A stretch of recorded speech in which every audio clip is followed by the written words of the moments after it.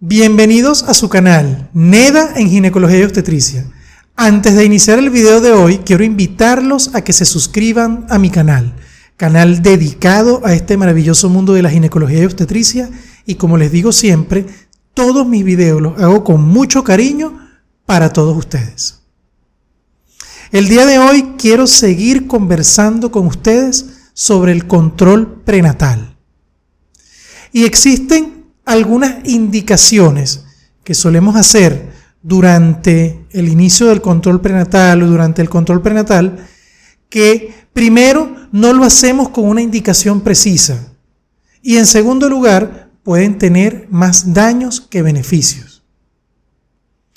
Es muy común que en el control prenatal tanto el personal de salud como el mismo paciente tenga la concepción de que debemos indicar una serie de vitaminas para que el embarazo tenga una mejor evolución, una cantidad de multivitamínico, de medicamentos, que si tengo un dolor tengo que colocar medicamentos, que si tengo algún síntoma, náuseas, debo colocar medicamentos. Pero en realidad esto tiene un basamento del punto de vista de protocolo, es decir, debemos hacerlo obligatoriamente o lo hacemos más que todo por costumbre o porque todos lo hacen, nosotros lo hacemos. Yo les voy a hablar hoy de 6 indicaciones que se hacen normalmente durante el control prenatal que en primer lugar no tienen una indicación precisa, es decir, no se indican como tal por algo específico, sino que sencillamente lo hacemos por costumbre y pueden causar más daños que beneficios. Así tenemos en primer lugar un medicamento que es muy común que se indique desde el primer trimestre del embarazo y es la L-carnitina. La L-carnitina, dentro de lo que son los medicamentos, los fármacos, en lo que es el vademecum, está dentro de los medicamentos considerados anabolizantes no esteroideos.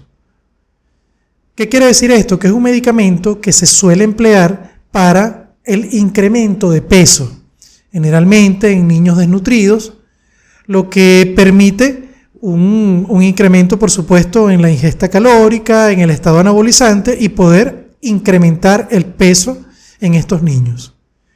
Ahora, este mismo concepto se trató de llevar al embarazo y pensar que porque esto ocurre en el niño, en el feto, en estos fetos de bajo peso, porque tienen algún proceso hipóxico de restricción de crecimiento, iba a causar el mismo efecto. Pero esto no es así. ¿Por qué no es así?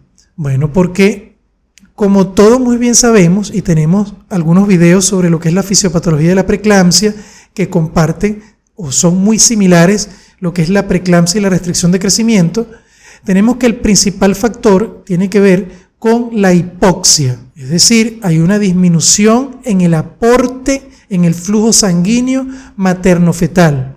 Es decir, no se trata de la cantidad de nutrientes que van a través de ese flujo sanguíneo, sino se trata más bien de una disminución de ese mismo flujo sanguíneo producto de una serie de eventos fisiopatológicos que, como ya les mencioné, ya lo vimos en videos pasados.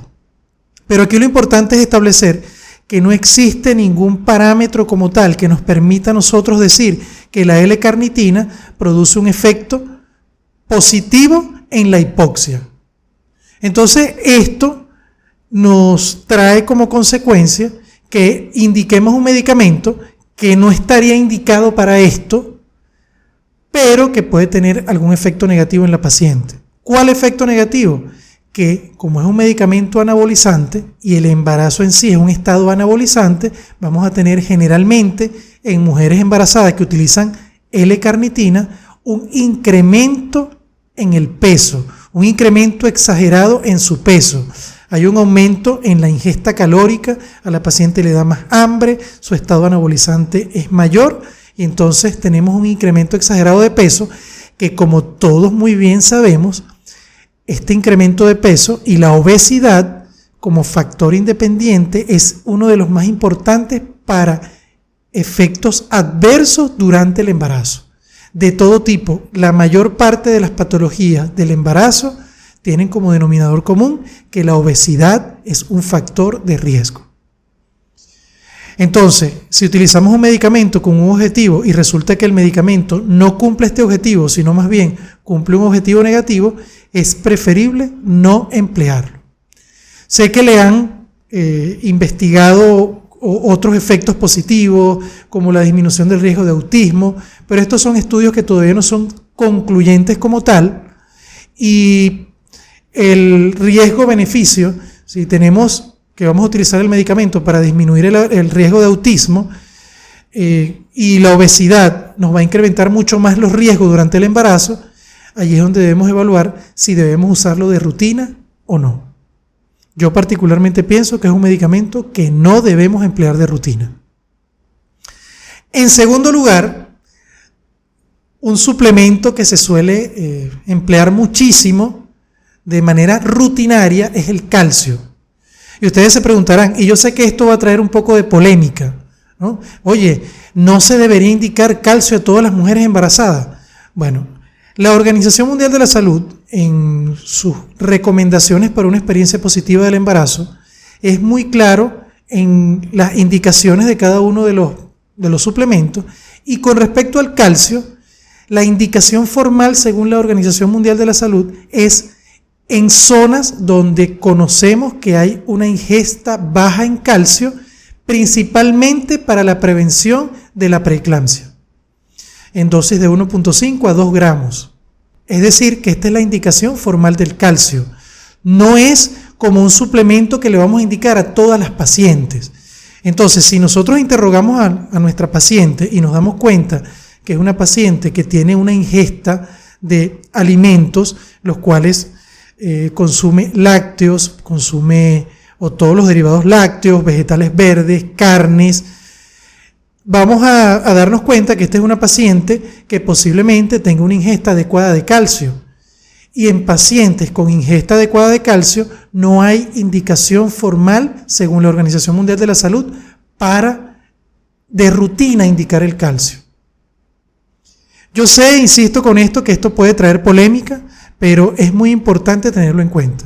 Ahora, generalmente se suele indicar desde el primer trimestre del embarazo, y como todos muy bien sabemos, el calcio generalmente viene en una tableta de gran tamaño, y al momento de tomarla, la paciente tiende a tener una exacerbación de síntomas como las náuseas, muchas veces los vómitos, muchas veces es el calcio y la cantidad de suplementos que toma, pastillas, medicamentos para los vómitos, que se acumulan y se los toma, y esto más bien le causa un efecto negativo a nivel gastrointestinal.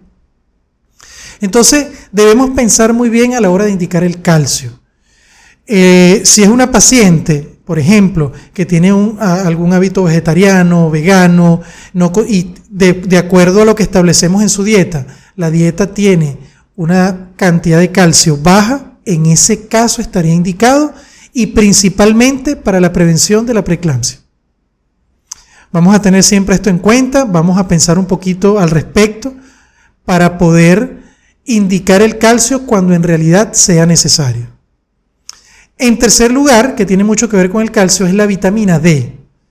En algunos casos se suele indicar la vitamina D, aparentemente con la finalidad de mejorar lo que es la función hormonal, la producción hormonal durante el embarazo, pero resulta que según la Organización Mundial de la Salud, recomienda que este suplemento no se emplee durante el embarazo para mejorar los resultados del mismo. Es decir, no tiene indicación, no tendría indicación de rutina o bajo prácticamente no tendría ninguna indicación como tal la vitamina D.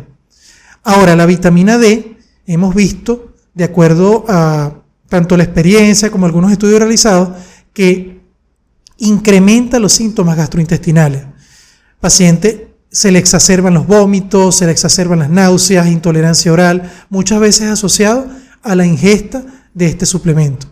Por lo que, no teniendo una indicación formal y más bien teniendo algún efecto negativo, es preferible no indicarlo. La cuarta indicación que normalmente hacemos y que no deberíamos hacer durante el control prenatal, durante la mujer gestante, es uno que, claro, aquí seguimos entrando en polémica y es posiblemente de las indicaciones que más se realicen durante el embarazo, que es la utilización de inductores de madurez pulmonar. De rutina, en muchos casos se le administra a la paciente inductores de madurez pulmonar desde las 24 semanas, 28 semanas, cada quien tiene su protocolo. Pero resulta que la única indicación formal de los inductores de madurez pulmonar es que exista inminencia de parto dentro de los próximos 7 días.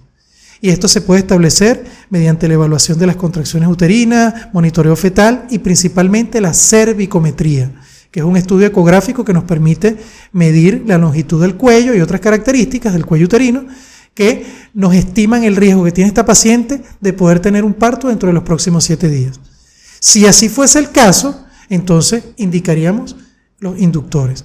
Pero si la paciente no tiene ninguna indicación, si la paciente no tiene ningún problema que en donde haya que interrumpir el embarazo dentro de los próximos 7 días, este medicamento no tiene ninguna indicación. Este medicamento no es una vacuna, este medicamento tiene efectos adversos tanto para la madre, que puede aumentar, por ejemplo, el riesgo de tener un aumento de la glicemia o una hipoglicemia posparto. Eso va a depender de cuándo se coloque el medicamento, de la cantidad de dosis que se coloque, y también está relacionado con cuando el feto nace a término, que se le coloca esto de rutina y nace a término normalmente, puede estar relacionado con algunos procesos de afectación del neurodesarrollo, principalmente, y de hipoglicemia neonatal, que pueden afectar de manera significativa la salud de este recién nacido y de este futuro niño que está por crecer. Entonces, no debemos emplear los inductores de madurez pulmonar de rutina. Tengamos esto siempre en cuenta. La quinta indicación que hacemos normalmente y que recomiendo que no se haga y no tiene ninguna indicación, de hecho, la Organización Mundial de la Salud no lo recomienda para usar de rutina para mejorar lo que es el embarazo como tal, es los complejos vitamínicos. Complejos vitamínicos que contienen complejo B, oligoelementos, zinc, calcio, magnesio, cobre, hierro, ácido fólico. Este tipo de complejo vitamínico la Organización Mundial de la Salud no lo recomienda para el embarazo, como de rutina para el embarazo, no lo recomienda. Y este tipo de suplementos lo que pueden es aumentar la ingesta calórica, porque generalmente cuando la mujer embarazada toma complejo vitamínico, L-carnitina, hierro, ácido fólico, toda esa cantidad de medicamentos, de pastillas, uno que le puede producir efectos negativos a nivel del sistema gastrointestinal con exacerbación de las náuseas, vómitos, intolerancia oral, sino que también, una vez que pasa el primer trimestre del embarazo, incrementa lo que es la ingesta calórica porque la paciente siente más hambre y esto puede traer como consecuencia un incremento de peso que, como ya les mencioné, la obesidad es un factor negativo para el embarazo, por lo que tampoco se recomienda el uso de complejos vitamínicos durante el embarazo. ¿Qué recomienda la Organización Mundial de la Salud? Que se pueda establecer una dieta lo más adecuada posible que nos permita que la paciente pueda ingerir con la menor cantidad de calorías o con las calorías que debe consumir todos y cada uno de los elementos necesarios para que la nutrición sea adecuada y este embarazo pueda ir avanzando de manera adecuada. Esto es muy importante tenerlo en cuenta a la hora de indicar medicamentos de rutina. Y la última indicación que quería mencionarles en este video es algo que se suele hacer mucho, sobre todo conocemos que el embarazo es una condición que tiende a producir dolor, no solamente el dolor producto de la contracción uterina, sino también, por ejemplo, dolor de espalda, dolores musculares. Y muchas veces se suele indicar medicamentos para el dolor después de la semana 28. Y resulta que indicar, sobre todo, medicamentos denominados AINES, después de las 28 semanas, puede incrementar el riesgo del cierre precoz del conducto arterioso. Y esto, por supuesto, esta es una cardiopatía que puede afectar de manera significativa la salud del futuro recién nacido. Por lo que no debemos emplear AINES después de la semana 28. No indicarlos. Llámese ibuprofeno, Profenit, medicamentos que se suelen indicar. En verdad, muchísimas gracias por su atención y nos vemos en una próxima oportunidad. Hasta pronto.